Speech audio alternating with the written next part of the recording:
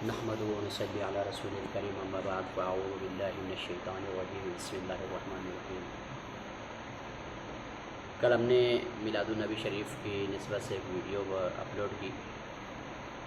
اور ہمارا جو مقصد تھا، یعنی جہاں تک بات پہنچانا مقصد تھا، بات وہاں تک پہنچی اور بہت سے لوگوں کے مجھے میسیج بھی آئے۔ کسی نے سوال کیا کہ اس کی کوئی اتھینٹک دلیل چاہیے۔ اب میں کہتا ہوں کہ ہم نے کہا ہم پر شرک کا الزام ہے، ہم اپنے اوپر لگے الزام کی صفائی میں یہ کام کرتے ہیں۔ تو اب اگر کوئی بندہ کسی کے اوپر چوری کا الزام لگائے اور جس کے اوپر الزام لگایا گیا ہو وہ بندہ اپنی صفائی پیش کرنا چاہے، اپنی صفائی پیش کرنے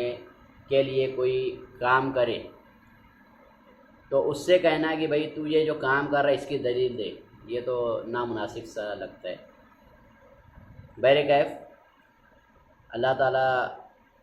نے قرآن کریم میں ارشاد فرمایا وَأَمَّا بِنِعْمَتِ رَبِّكَ فَحَدِّثْ۔ یہ ہمارے بے شمار علماء کرام اکثر محافل میلاد میں اس کو دلیل کے طور پر ذکر کیا کرتے ہیں کہ اللہ نے فرمایا کہ اور میری نعمتوں کا خوب خوب چرچا کرو۔ تو جب ہمیں حکم ہے کہ اللہ کی نعمتوں کا چرچا کرنا ہے، تو چونکہ ہم اہل سنت حضور اکرم صلی اللہ تعالیٰ علیہ وسلم کو اللہ کی سب سے بڑی نعمت مانتے ہیں اور وہ ہمیں ملی، اللہ نے ہم کو نوازا، تو ہم چاہتے ہیں کہ ہم ان کا چرچا کریں۔ دوسری بات یہ کہ ایک بندے نے مجھے میسیج کیا اور کہا کہ یہ تو بالکل نئی بات بتا رہے ہو، اس سے پہلے مطلب یعنی کہ ان کو ایسا لگا کہ اس سے پہلے تو کسی نے یہ بات کہی نہیں۔ تو الحمدللہ ہمارے سابقہ جتنے بھی علماء کرام ہیں سبھی نے اس بات کو دلیل بنایا ہے، باقاعدہ کئی کتب میں اسی بات کو دلیل کے طور پر پیش کیا گیا کہ ہم اللہ کی وحدانیت کو جب بیان کرتے ہیں تو اس میں یہ چیز خاص ہوتی ہے کہ اللہ نہ پیدا ہوا ہے نہ اس نے کسی کو پیدا کیا ہے، اور جب رسول کی رسالت ذکر ہوتی ہے تو اس میں یہ بات خاص ہوتی ہے کہ حضور اکرم صلی اللہ علیہ وسلم یہ پیدا ہوئے ہیں، اور یہی فرق ہے خدا اور بندے میں۔ اب اگر ہم اس فرق کو بھی ختم کر دیں گے تو پھر شرک تو ہو سکتا ہے، لیکن چونکہ ہم پر الزام شرک کا ہے اس لیے ہم اس کی وضاحت کے لیے یہ میلاد النبی سیلیبریٹ کرتے ہیں، مناتے ہیں۔ اب رہی بات یہ کہ اسے ہم ہی کیوں بناتے ہیں، دوسرے کیوں نہیں مناتے،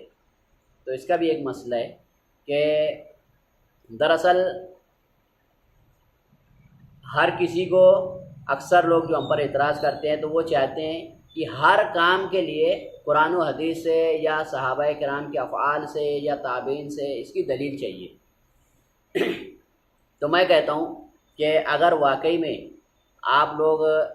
اس بات کے متحمل ہیں کہ جو کام حضور اکرم صلی اللہ تعالیٰ علیہ وسلم نے فرمایا اور جو صحابہ کرام نے جو عمل فرمایا یا جو تابعین نے جو کام کیا